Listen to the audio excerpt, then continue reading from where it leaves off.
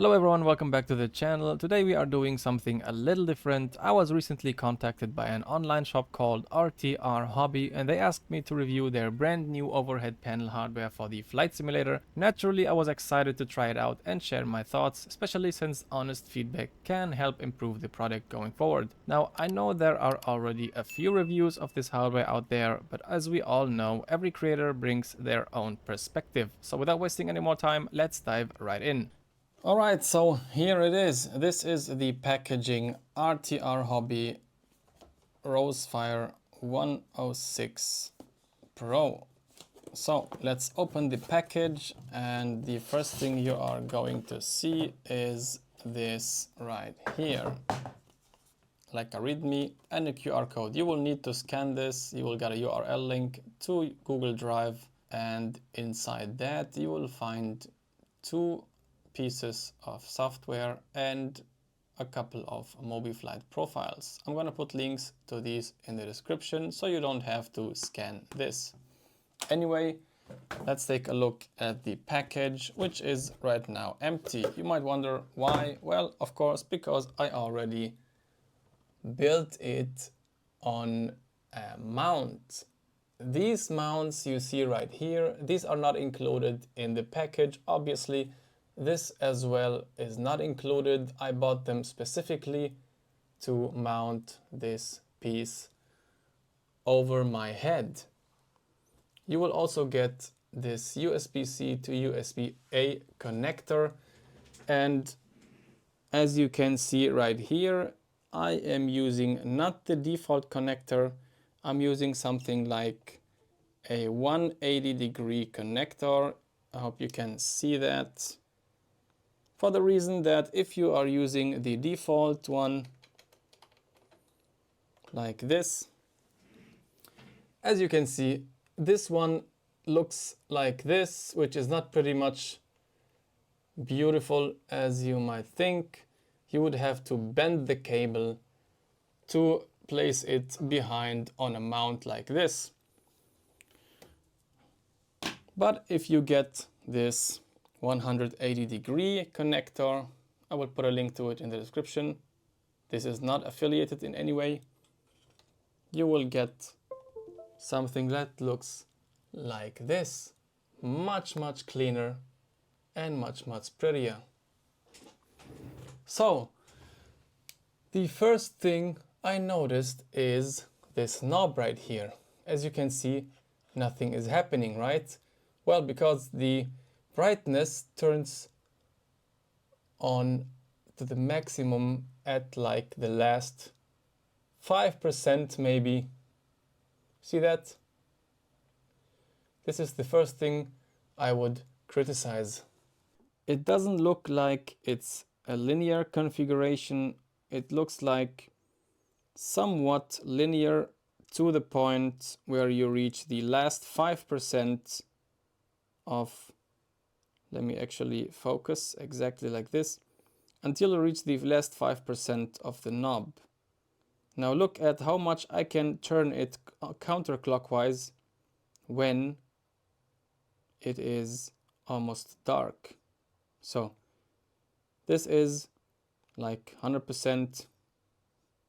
This is like, I don't know, you could say maybe 30%. Now take a look at the knob. Turn, turn, turn, and nothing really changes. Of course, it is now not dark outside. Still, it should be somehow configured in a linear way, not exponentially like here in the last 5%. Okay, so the next thing are these switches. As you can see, this is so loose. I don't mean the switch itself, I mean the caps, these gray caps. They are like so loose that you could just turn them instead of, you know, actually using the switch. This is not really good. I would rather even remove the caps completely. It looks nice, it resembles the real aircraft overhead panel, but if you do it in a way like this, It is loose. I wouldn't do it. I would either make it really stick to its position or rather remove it, because nothing feels more beautiful than switching like that, you know? Much more better than doing like this. See? You just accidentally rotate these caps instead of using the actual switch. So the third thing I noticed are these screws. You see these screws in the back? They are loose. They are very loose. You can of course tighten them by just rotating it clockwise until it's tightened. But why are they loose in the first place? It's not the world, but I would rather tighten them or deliver them more tightened than in this position. By the way, this is the metal version of the overhead panel. I hope you can hear that. And all other things are, I think, maybe 3D printed. One thing I also noticed when pressing some buttons is that, you know, this is, hope you can see that. You can like, it's, I don't know, it bends down, you know, it bends to the inside somehow. Of course, not if you press the buttons, because, you know, the buttons are really easy pressable, as you can see. Pretty easy. Feels nice. This one is 3D printed too, I guess. If you take a look at the structure, yeah, definitely 3D printed.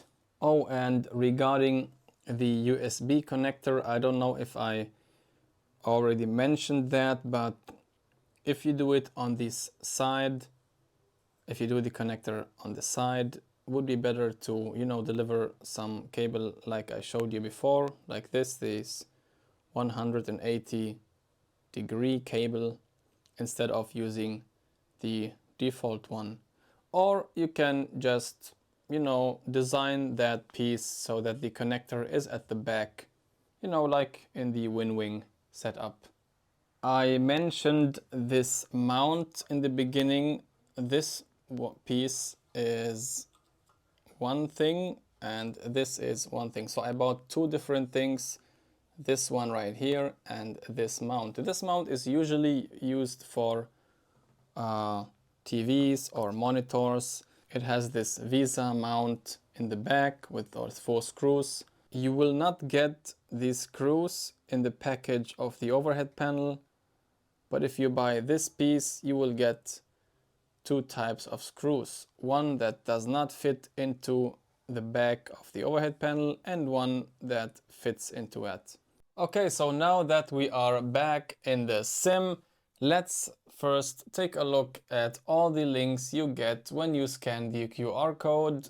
You will get the, like I said before, you will get a Google Drive link with 2 folders. One to install the software, which is FSU IPC7, and the MobiFlight Connector 10.5. You can of course install them from the internet, but if you have them here, why not just use that? And the second file you will get is the configuration file. You will have a README. This README says that if you have the metal type overhead panel, you would have to use the version 2 of that MobiFlight connector profile, otherwise it won't work.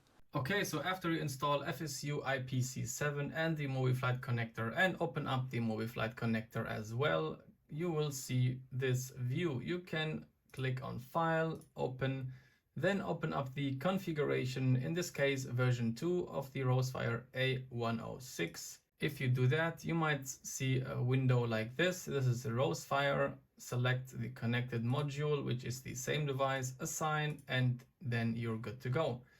So if you open up the sim, then you will see sim status in green with a green check.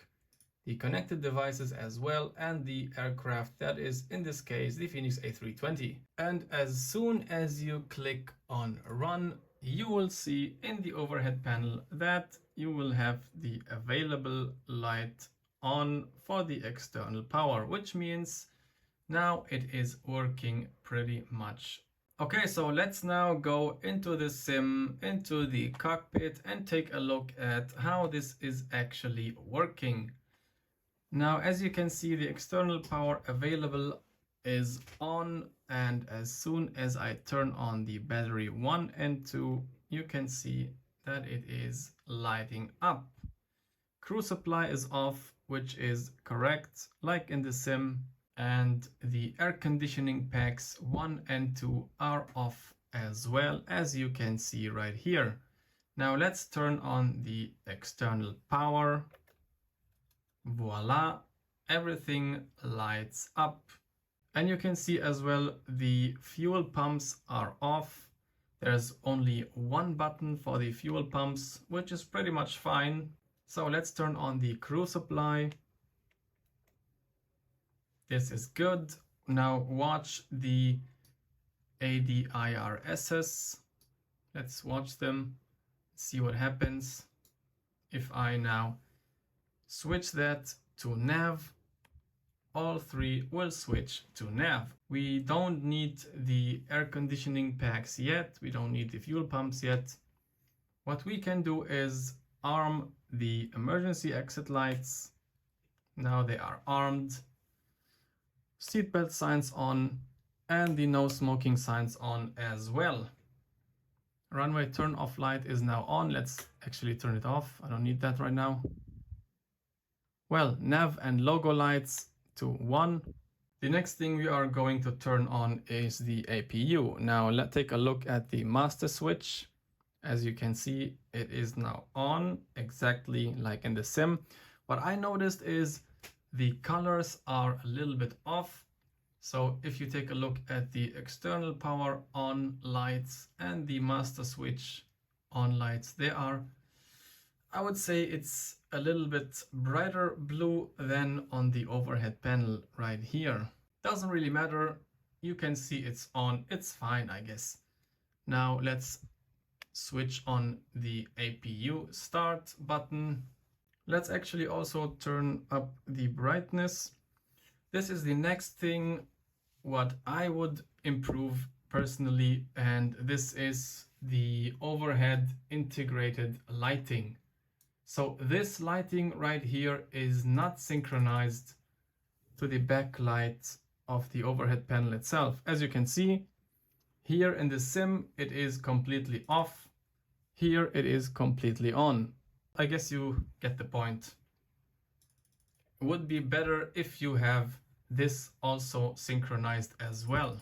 Okay, so anyway, the APU now started. Let's turn down the brightness a little bit so you can see that better in the camera. Let's switch on the APU bleed. As you can see, APU bleed is on. And now because our APU is on, the APU generator is running, we can switch off the external power. Let's do that. And this is the next thing I have to criticize. I pressed that button so the external power turns off. So the button is now not down pressed, but it is outside. Problem is, as you can see, the external power is still on. So to actually turn it off, I have to press again. But now the switch right here is in a down position, which should not be if it's turned off. If I press it now again to take it outside again, well, it's available.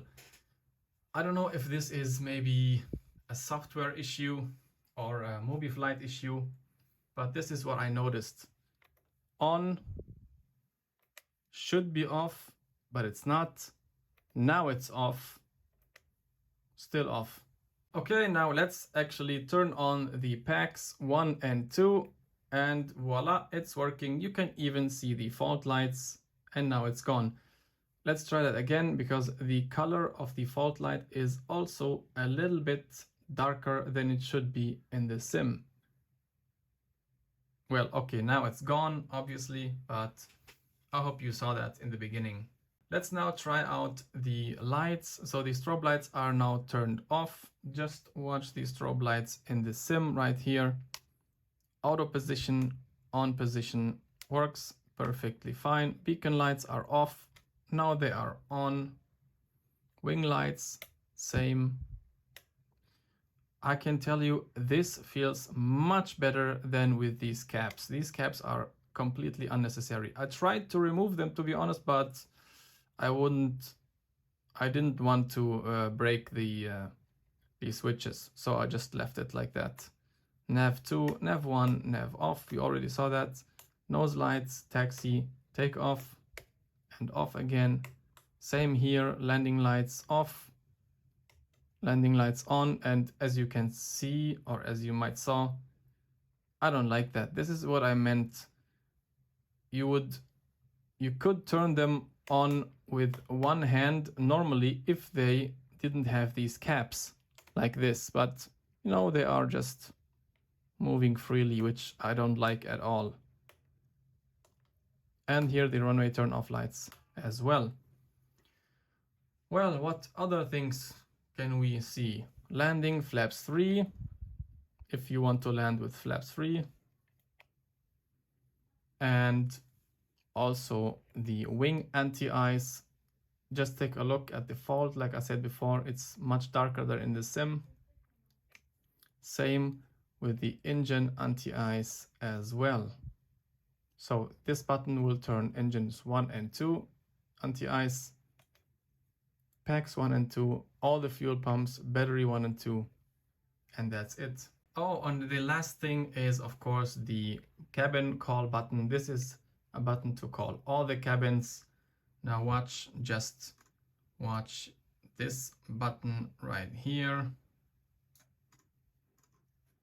Watch this button right here. It presses it down to call all the cabin members. One thing I still forgot is the fuel pump button. So if I turn on the fuel pumps, as you can see, all 6 fuel pumps are now turned on and off again.